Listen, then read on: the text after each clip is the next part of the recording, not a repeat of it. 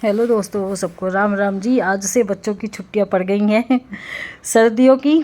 और देखो इन्होंने क्या ये शिकायतें कर रहे थे। नहाने के लिए बोला तो बोल रहे हैं ठंड है, और दंगा करने के लिए देखो ये इसकी बहन इसको मूछें बना रही थी, बिल्ली की मूछ। और कान्हा इससे भाग रहा था। पहले बना भी दी, मैं नहा के आई तो मुझसे बोल रहा मम्मी देखो इसने मेरे मुंह पे मूछ बना दी। अब दोनों बहन भाइयों की जब तक छुट्टियां रहेंगी बस यही मस्तियाँ। यहाँ मैं नहा के हो गई थी तैयार। आज पूजा के लिए थोड़ा लेट हो गया था। यहाँ पे आज एकादशी है तो आज मेरे हस्बैंड नाइट ड्यूटी करके थोड़ा लेट आए थे। फिर हमने मतलब काम वाली आई, साफ़ सफाई की। वो भाई ठंड होती है तो वो 9 बजे आती है। फिर उसने तब तक मैंने घर के और बाकी काम किए। फिर हम दोनों ने नहा के कथा सुनी, एकादशी की पूजा की अपनी, जैसे हम करते हैं। देखिए सबका अपना अपना तरीका होता है, लेकिन हम सिंपल तरीके से करते हैं। कहानी सुनते हैं, भगवान जी की आराधना करते हैं, जो भी हमारा मंत्र है हम उस मंत्र को करते हैं।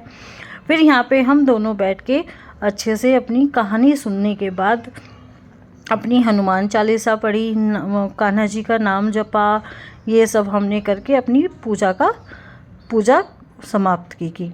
यहाँ पे देखिए हमारी कथा चल रही थी। और हमने मतलब हमारे पास बुक नहीं है, हम फ़ोन में से कथा सुनते हैं। तो फ़ोन में से हमें और भी बहुत सारी चीज़ें मिल जाती हैं।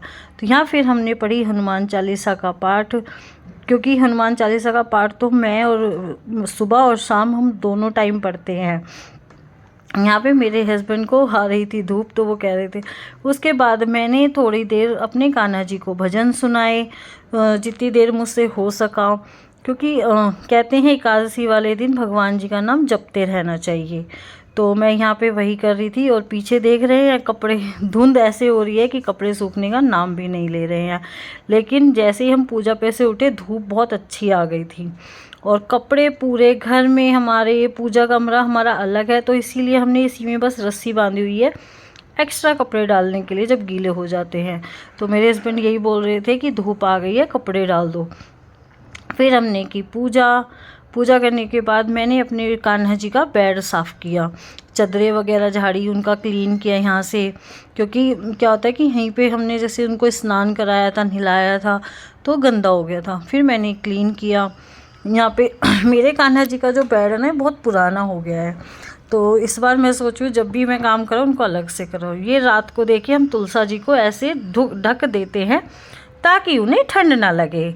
देखिए तुलसा जी को भी देखो ठंड लगती है, इसलिए तुलसा जी खराब हो जाती हैं। इसलिए हम रात को ऐसे ढक देते हैं, और जब धूप आती है तो इनके सारे जो भी चुन्नियाँ हमने बनाई हुई है सब रख देते हैं संभालने के बाद। फिर मैंने अपने माधव जी के लिए, अपने कान्हा जी के लिए लड्डू बनाए ड्राई फ्रूट के और गूंद के, क्योंकि ना हम आजन खा सकते हैं ना वो खा सकते हैं।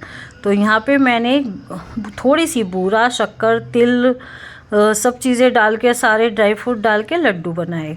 तो देखिए लड्डू बहुत ही यमी बने थे, क्योंकि मेरे हस्बैंड को भी ये लड्डू बहुत पसंद है। फिर मेरे हस्बैंड ने ठाकुर जी को भोग लगाया, और हम एकादशी वाले दिन उनके चरणों में कुछ जो भी हमसे पैसे बनते हैं वो अपनी कमाई का थोड़ा सा हिस्सा इनके चरणों में रखते हैं। और फिर मेरे पति ने लड्डू खा के बताया कि लड्डू बहुत ही मज़ेदार बने हैं। फिर बच्चों को भी धूप में बैठा के गरम गरम खाना खिलाया, और भैया भी आ गए थे खाना खाने के लिए, उनको भी गरम गरम खाना खिलाया। मेरा ब्लॉग आपको कैसा